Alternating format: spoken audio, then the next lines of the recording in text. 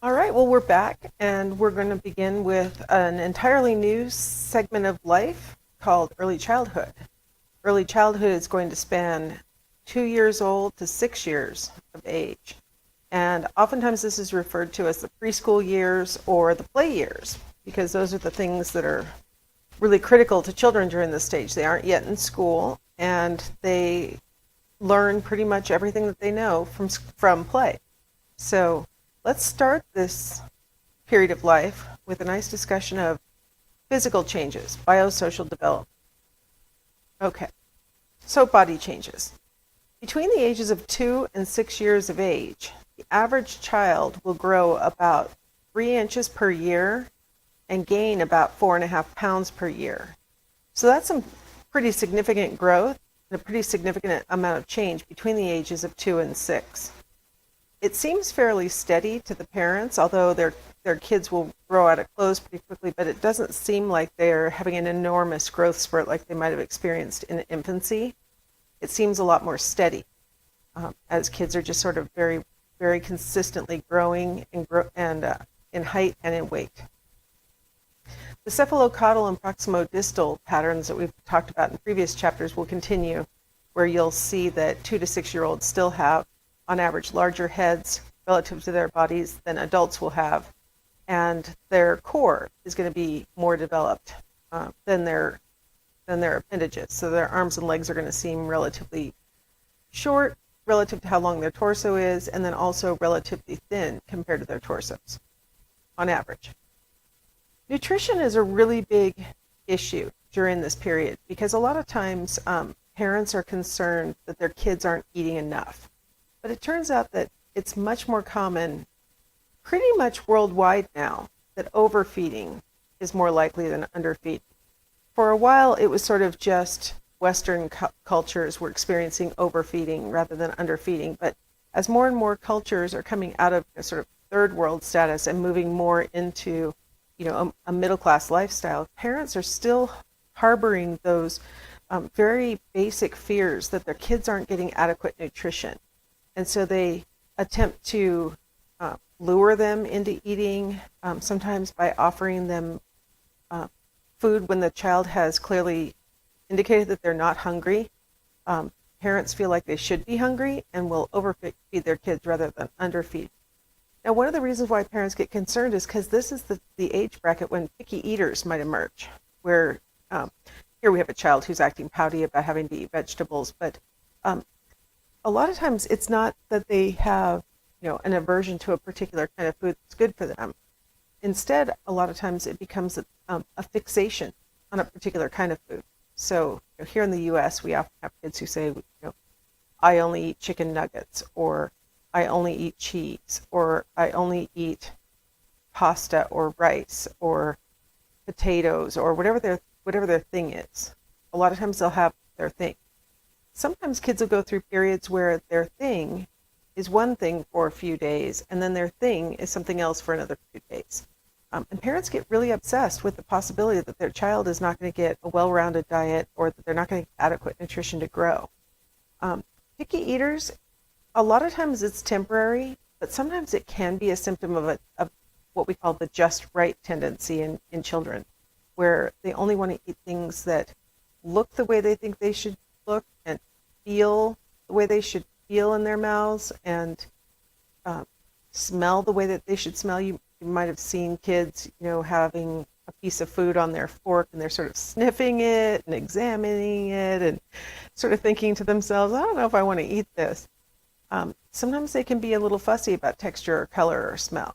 And so this sometimes is passing. And in fact, in most kids, it's a passing thing. Where they'll reject a food initially, but if they see their peers eating it or their siblings eating it, ultimately they'll warm up. A lot of times they don't trust the adults who are eating it and telling them how good it is, because I think there's this fundamental belief among children that adults like gross things. And kind of to them we do, because adults will drink coffee and beer, things that are very bitter and that children know to reject. Adults like vegetables that might have bitter taste to kids. And so it's possible that they're right, that we do have taste and preferences for things that they don't have taste or preference for, but they also uh, are very tied into their peers and into people who are like them and what they're willing to eat. So older siblings or younger siblings can be role models for them. Their friends can be really good role models. You could be trying for weeks to get your child to eat broccoli, and all they have to do is go spend the night at their friend's house, and they come home and announce that they've tried broccoli, and you know what? It's pretty good. So it's kind of interesting how influenceable children are by their peers. The bigger concern I think that a lot of adults and parents have about children's picky eating is that this might be a precursor to being picky about other things later on. And it can, in fact, be a symptom of like the beginning of an obsessive compulsive kind of disordered issue. But parents should not make the assumption that that's what it is and start treating it like something that needs to be like broken out of their kids. A lot of times it's just completely temporary. Children are just sort of expressing interest in one thing at a time. Really, when kids are acting like picky eaters, their parents' major fear is that they'll have malnutrition. There's a commercial for Pediasure where the mom says, my child was falling behind on the growth curve, so I fed him Pediasure for 3 weeks or something, and then he caught up. That's like hitting right at the heart of parental fears, that if I don't get my child to eat the things I think he should eat, he's not going to grow, he's not going to develop, he's going to fall behind the other kids. And generally that's a misplaced fear.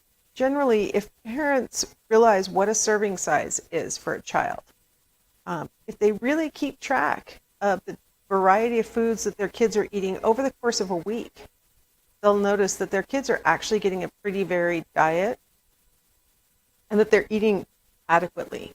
A good rule of thumb for how much a child should eat, I can tell you right now that the pile of food on that child's plate is inappropriate for that child's size. A serving of food is literally a palmful of that food. So a palmful of green beans for that child is probably half those green beans, probably 1 carrot, a couple of those yellow beans, 1 broccoli floret.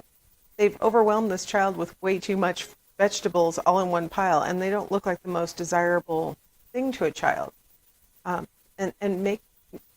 Making a smaller plate is a really good idea. They've given this child an adult-sized plate and then given an adult portion. Feeding a child that's 2 or 3 years old on a salad plate, giving serving sizes to that child makes it manageable to them, makes it feel like they can actually accomplish it. Sometimes to avoid picky eating, parents will tell their children, you have to at least take a bite of everything that's on your plate. And that helps the child to not get stubborn. They just know that's the rule. You have to take a bite of it. You don't have to eat it all. You have to take a bite of everything that's on your plate. And usually if kids take 1 bite of everything that's on their plate, they're probably going to get a reasonably well-balanced diet. The other thing that parents fear is that they might be setting up lifetime patterns. Like, for example, thinking that this is an example of just right tendencies, and soon my child will develop into full-blown OCD. That's probably misplaced also, because it's so typical for kids to be picky and so rare for people to develop OCD. It's probably not the case that this is going to be a lifelong disorder for the child. Now, all of us probably have things that we don't eat. There's this little list, meme, I guess it's called, that comes around Facebook periodically asking, which of these foods do you not eat? And people always comment on what they would just refuse to eat. And everybody has their thing. I always say, well, I really don't like fish. I eat tuna fish and swordfish and certain kinds of things, but the idea of like ordering trout at a restaurant just would never even cross my mind. I really don't care for fish. So other people who like fish say, you don't eat fish? How do you not eat fish? Fish is so great. Why would you not eat fish? And it's like, it's my thing. I don't like fish. And then when there's something that I like, for example, let's have artichokes tonight. That'll be delicious. You eat artichoke? That's disgusting. Why would you eat an artichoke? There's not even anything on it. It's, like that. What's one person's yummy, delicious thing is another person's, ew, why would you eat that? And we're all like that. So an adult is allowed to reject certain foods. Children are allowed to reject certain foods. But because kids' tastes can change with age, literally their taste buds change. As kids age, they go from having very underactive sweet receptors, meaning it takes a lot of sweet for children to detect the food as sweet, and very overactive bitter receptors, meaning it takes just a hint of bitter for a child to reject it. Because kids have that organization to their tongues when they're little and they grow out of it, and it starts to actually switch so that bitter starts to be not as aversive. They have their bitter receptors start to moderate. Their sweet receptors start to moderate. They may literally start to like something as they get older that they had completely rejected when they were little. So, offering it again is always a good idea. Letting children as they age try it again. If they reject it on site alone, ask them to at least taste it. But it's probably not a good idea for parents to get into food battles with their children. Probably if a child is rejecting a food, it's because they really aren't that hungry and it's just not worth it to them to eat it.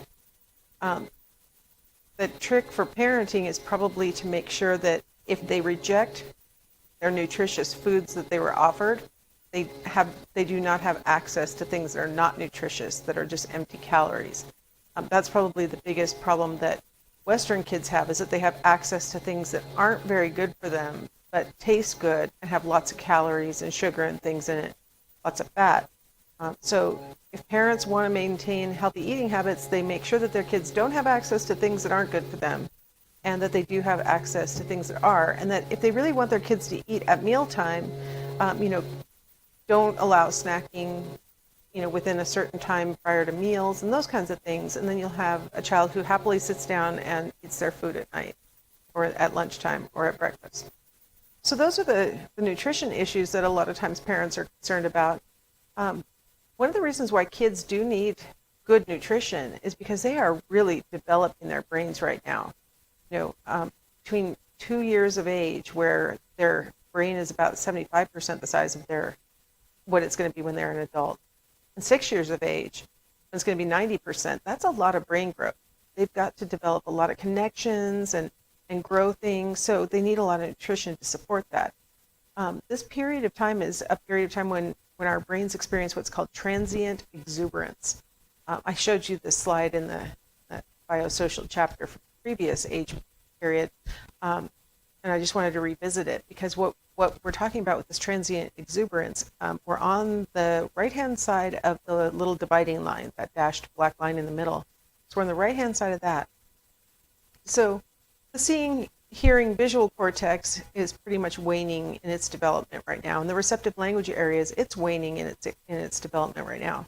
But look at the orangish line, and it is continuing to be at its peak, and then starting to wane throughout this age bracket that we're talking about right now. So that means all of these dendrites are growing, synapses are forming, and all this, transient means it's only temporary, but exuberant growth of brain is occurring right now. And this is super important, and it takes a lot of nutrition to support it. And so children do need to get good doses of vitamins and minerals and cholesterol-laden fat that will help to lay down the myelin coating that we're going to see occurring during this period of time. I forgot that I had this little label on the transient exuberance thing, because I mentioned also that pruning will start at about 4 years of age. And what that means is after all this rapid growth of dendrites that'll happen up till about age 4, this transient exuberance, that period of transient exuberance ends with selective pruning, where we start to delete out connections that don't seem to be relevant to our experiences in the environment. And so pruning begins at about 4 years of age and then really persists throughout the rest of our lives. So transient exuberance is really important for developing all those connections so that all things are possible to be represented and to be accurately experienced. But then by age 4, the brain starts shaping itself to accurately represent the environment it has experienced so far. So you've got to catch the transient exuberance while it's possible, right?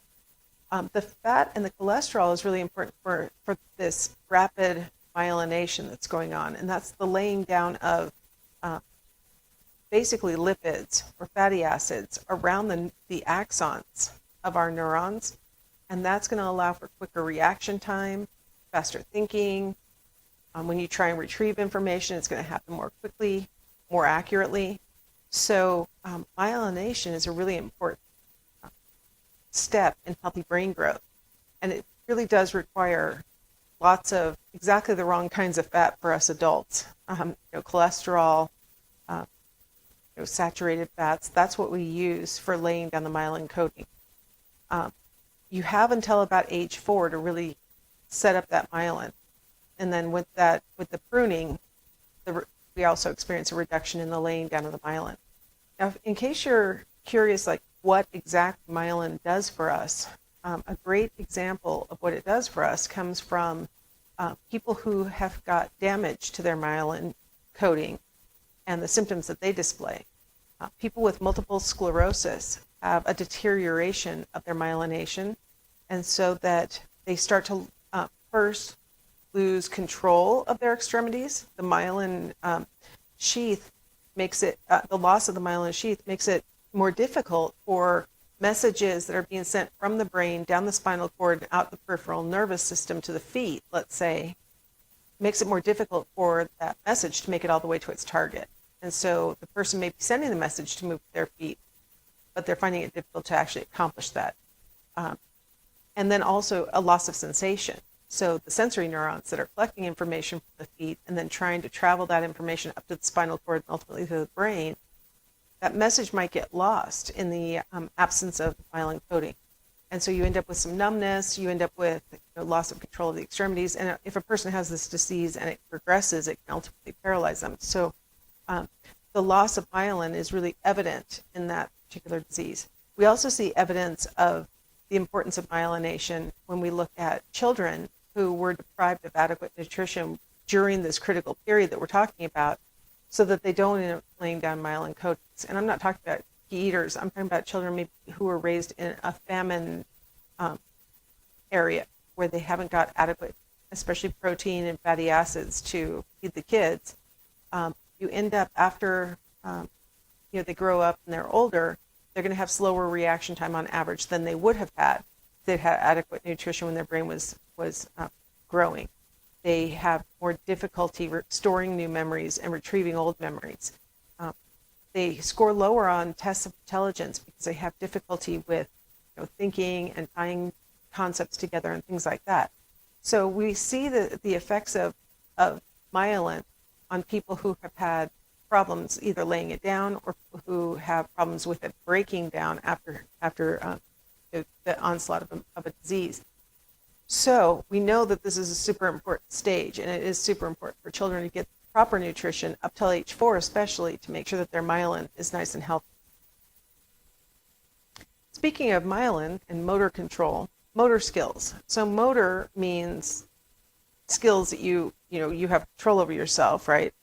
So let's start with the gross motor skills.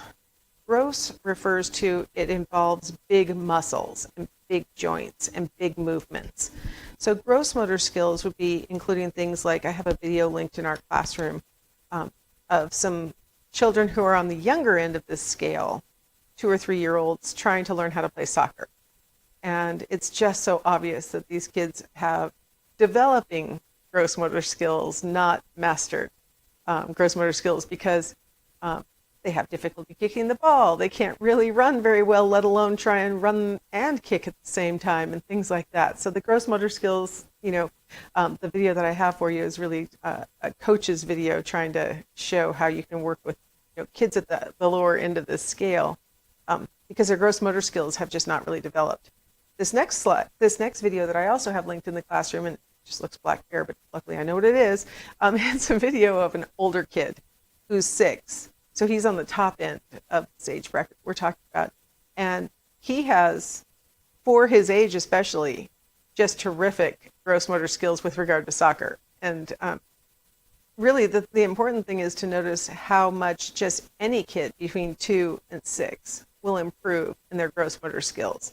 So you go from a 2-year-old who's, still a little dicey on just being able to walk and being able to like bend over and pick something up and things like that, to by 6 years old, you have kids who can hop on one foot and can walk backwards and can easily bend over and pick up, whatever the marker is while they're playing hopscotch. So, they're standing on one foot, bending over and getting something, and they can coordinate all these major motor skills.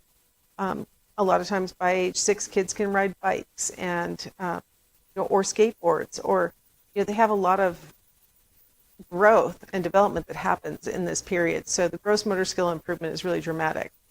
The improvements that we see are really dependent on that myelination and the development of synapses in the motor cortex that occur during that transient exuberance of the birth to 4-year period. So really brain development is the major explanation, and then also practice and experience. Some kids will just sort of obsessively, because it's so fun to them, practice some motor skill, jumping, let's say, or climbing, or they do it and do it and do it until they finally can master it, because they are just, play is learning for them. And so they master these skills through their single-mindedness towards the skills. And then also, just once they've experienced one skill and have got that down pat, it makes it a little easier to build on that, because like we talked about before, there's this differentiation and integration of our motor skills as we grow and develop. So with experience, we can build on that and improve our motor skills from there. Now, fine motor skills are a little rougher during this stage. The ability to manipulate small objects with your fine motor muscles. So generally that's going to be with your fingers and your hands, will be the fine motor skills. And so these kids, for example, are playing with Duplo blocks, because those are perfectly sized for the fine motor skills of kids their age. These children this appears to be maybe 3 or 4-year-olds. Duplo blocks are perfect for them, because they don't have the dexterity to handle the smaller Legos. It's also, appropriate for them to have those fatter crayons rather than the smaller ones that we all use when we get older, because their fine motor skills just aren't up to the task yet. When they try and paint, their painting might not look very much like what they intend, not just because they're going to grow up to not have great artistic skills, but really because they don't have the fine motor skills to control the paintbrush even the way they intend to. So fine motor skills are developing during this period. They're going to be learning to write their names. They're going to be learning how to pick up small objects and manipulate those things. 2-year-olds can grab a pea and put it in their mouths, things like that. And then by 6 years old, you have children who, a lot of them will be able to write their names well. Some will still be really seriously struggling with that, but they'll work on it. Girls tend to mature these fine motor skills earlier than boys. Boys tend to mature their gross motor skills earlier than girls. So there's sort of from the beginning, on average, difference between the motor skills of the two sexes. All right, well, that concludes the biosocial stuff. I will see you back here for the cognitive portion of this age group.